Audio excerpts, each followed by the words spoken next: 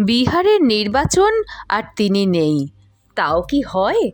কথাতেই তো আছে, জব তক রহেগা সমোসা মে আলু তব তক রহেগা বিহার মে লালু।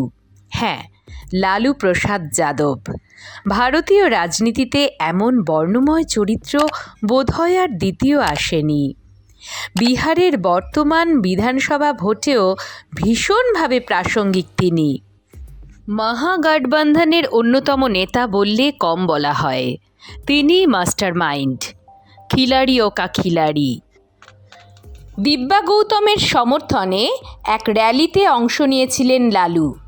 গাড়িতেই বসেছিলেন লালু। বয়স এখন ৭৭। কথাবার্তায় স্বাভাবিকভাবেই অনেক ধীরস্থির। সেই চেনা চুটকুলার মেজাজ নেই, বোঝাই যায় শরীরে আগের জুত নেই। কিন্তু বিহারের রাজনীতি মহল মেনে নিতে দ্বিধা করে না। আজও সে রাজ্যের ভোটে বড় ফ্যাক্টর লালুর ওই বিখ্যাত মস্তিষ্ক। মহাজোটের শরিক সিপিআইএমএলের প্রার্থী হয়ে দীঘাতে রোড শোতে বেরিয়ে ঘোষণার ঢঙে বলেছেন, তেজস্বী মুখ্যমন্ত্রী হবে।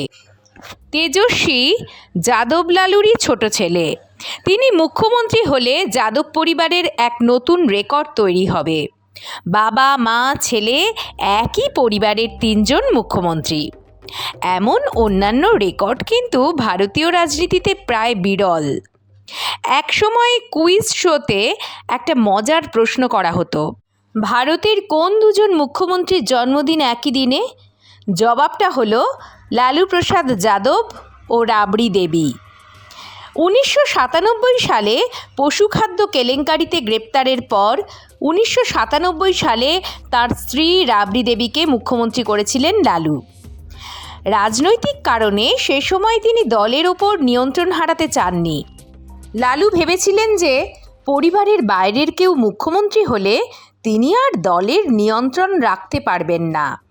তাই তিনি তার স্ত্রী, যিনি বাড়ির বাইরে পর্যন্ত যাননি, সন্তান আর পরিবার নিয়ে কাটত যাঁর জীবন, সেই রাবড়ি দেবীকে মুখ্যমন্ত্রীর আসনে বসিয়েছিলেন।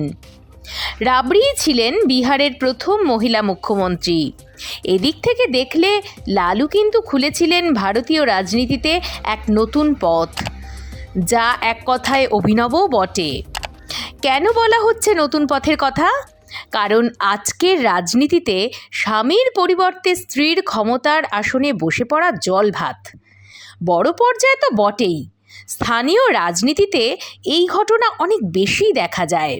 পৌরসভা নির্বাচন থেকে পঞ্চায়েত নির্বাচনের ক্ষেত্রে এই স্ত্রীকে গদিতে বসিয়ে নেপথ্যে নেতা স্বামীর ক্ষমতায় থেকে যাওয়া বাংলার রাজনীতিতে এখন নিত্য নৈমিত্তিক ঘটনা। সম্প্রতি জনপ্রিয় ওয়েব সিরিজ পঞ্চায়েতেও দেখা গিয়েছে এই ছবি। ভারতীয় রাজনীতিতে স্ত্রীকে সামনে রেখে রাজ্য শাসনে লালুই ছিলেন পথিকৃৎ।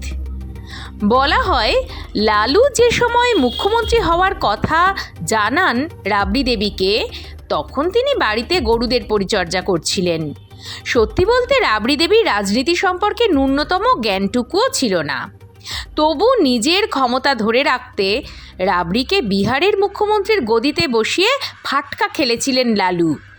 সেই স্ট্র্যাটেজি পরবর্তীকালে ভারতীয় রাজনীতির এক নতুন ধারা হয়ে যায়। এহেন দুঁদে রাজনীতিকের উপর এখন থাবা বসিয়েছে বয়স। কিন্তু তার ঘনিষ্ঠরা বলেন, মস্তিষ্ক এখনও সমান সচল। জটিল যতই হোক না কেন, রাষ্ট্রীয় জনতা দল হোক আর মহাগঠবন্ধনের গুরুত্বপূর্ণ সিদ্ধান্ত, লালুকে একবার ছুঁতেই হয়। পশ্চিমবঙ্গের প্রাক্তন কিংবদন্তি মুখ্যমন্ত্রী জ্যোতি বসুর পছন্দের মানুষ ছিলেন লালু।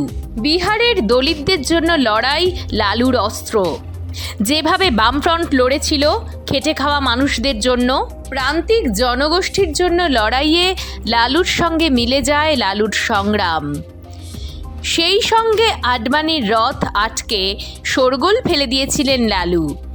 এই লালু বিহারের রাজনীতিতে এখনও প্রাসঙ্গিক। নীতিশ কুমারের সঙ্গে একসময় জোট করার পিছনে ছিল তাঁরই মস্তিষ্ক। মহাগঠবন্ধনের আসন রফার জট ছাড়ানোর ক্ষেত্রেও। সংসদে মমতা বন্দ্যোপাধ্যায়ের সঙ্গে মজার চুটকুলায় লালুর রসিকতা সোশ্যাল মিডিয়ার আগের যুগেও বলে বলে ভাইরাল হয়ে যেত। বলা হতো লালুর যে কোনো মন্তব্যের গতি আলোর থেকেও বেশি, মুখে মুখে নিমেষে ছড়িয়ে পড়ত দেশ জুড়ে। এমনিতে রসিক লালুর রসিকতাই ছিল সুপারহিট। একবার সংসদে উঠে তিনি বললেন, লালু জন্মেছে 1948 সালে, জন্মানোর আগেই ইংরেজ দেশ ছেড়ে পালিয়েছে। যা শুনে সংসদে উঠেছিল হাসির রোল। জ্যোতিবাবু নেই আডবাণীও। বিহারে কিন্তু জব তক রহেগা সমোসে মে আলুর সঙ্গে মিল রেখে এখনো পর্যন্ত স্বমহিমায় বিরাজমান সেই আদি অকৃত্রিম লালু প্রসাদ যাদব।